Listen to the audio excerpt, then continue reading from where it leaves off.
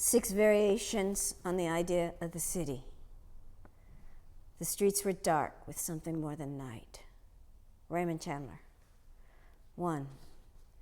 Not the stopped trains, not the ants streaming out to read the invisible, not the way the city struggled to restore coverage so the camera could zoom the crack from chimney to base, not the marriage of fire and water as the main and the line crumpled together with a sudden understanding, not the clock face that grinned and went numb at 4:31, not the jolt of his body thrashing up out of sleep as the flesh of buildings fell from architecture of bone.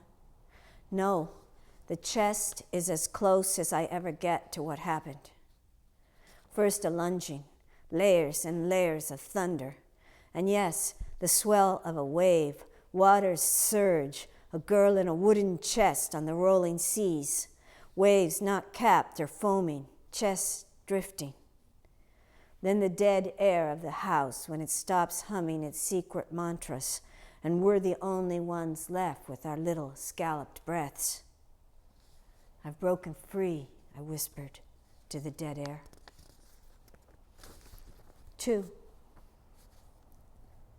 Mother described that chest many times, each with a suave, dangerous stranger, pocket full of sweetmeats, out there trolling in concentric curves, all the strangers she ever spoke of. They all have a trunk large enough to wedge in a child's body.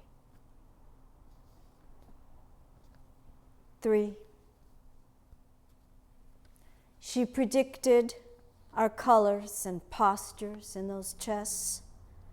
A phrase like cut to ribbons in the mind's eye of our dime store, where spools of Gain with looped edges all pulled down wildly off their spindles and crisscrossed wound about the children of the May, cramped in their trunks.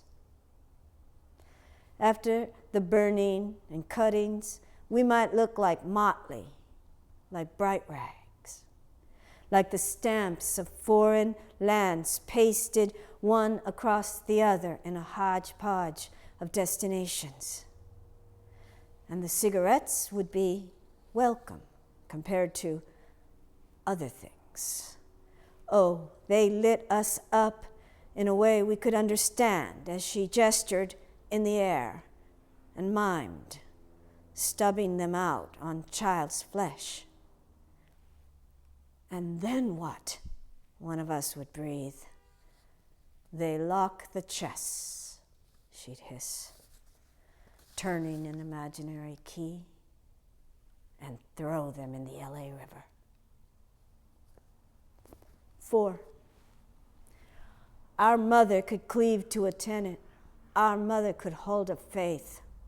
For years, we'd crane our necks, press our faces to the window glass, peering down flood channels, where a trunk might snag on a mud bar against a stand of rushes. Never enough flow to carry them out, but they must have wanted to reach the sea by San Pedro, where the longest thoroughfares end in cliffs and refineries, and children can be lifted and floated west. Never returned, she made that clear, but eased somehow and carried. And I wanted that too. 5. Is there something to the stories massing in the atmosphere and the shape of a life? The way each shock wave lifted the barge of our marriage bed, and gliding down into the trough, I knew I would have to leave him. The video only confirmed it. Rebar orphaned from its cinder block, skeletons left standing while fallen flesh invented itself inside the disaster.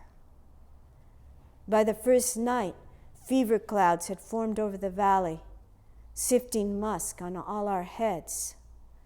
It's ravishing, that sense that fate is upon us. 6. What else could it be but the workings of desire?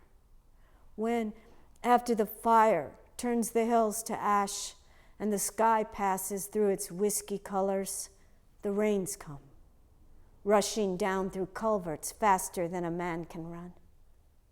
St. Francis Dam only needed a small quake. Concrete is supple like skin. It suppurates, bubbles, and bursts. Something slips inside you, nose down. The chest slides a watery slope, just as though you are that child and free because you finally reach the sea.